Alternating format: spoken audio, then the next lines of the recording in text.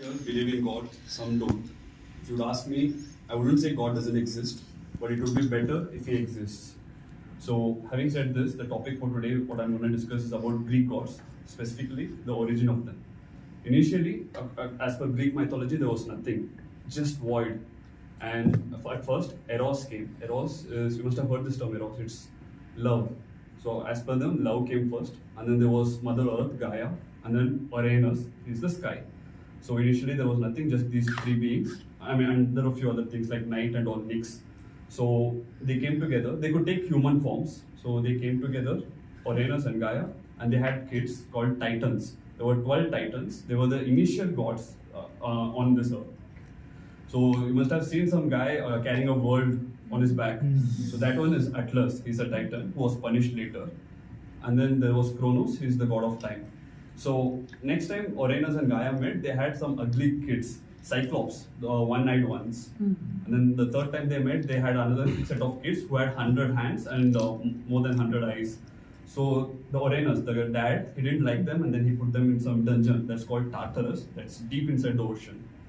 So mother, naturally, they'll not like if their kids are being tortured. So she comes up with a plan. She asks her 12 kids to take on their dad. And then one of them comes up, Kronos. He was the youngest of all.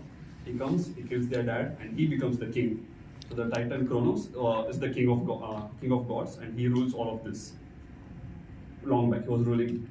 And then later, his dad cursed him that just like you killed me, your sons or daughters would kill you. So he was very much scared of it. And he married one of his sisters. He was elected, but then he was hesitant, but he somehow got married to his sisters. And then they had kids, but when he had the kids, he ate them, he swallowed them. So he had 6 kids, he swallowed 5 of them, and then there was a 6th kid whom the mother somehow managed to save and instead gave a stone instead of that. He swallowed a stone, and then the 6th kid was alive somewhere in an island. He practices the arts and all those things, and he comes back to avenge his siblings. So he comes back, he kills. He comes back and he kills his dad, that's Kronos, and he gets out all his siblings back, and they start ruling. So you all must have seen Thor, Love and Thunder. Yes. Yeah. So there's that Zeus, the god with light and gold. So that kid there was Zeus. So he rules the gods there. So there's Zeus, and then Poseidon, the god of seas, and then Hades, the god of underworld. And then there's Hera. Hera, you can say she's goddess of marriage, women, and all. And then there was Hestia.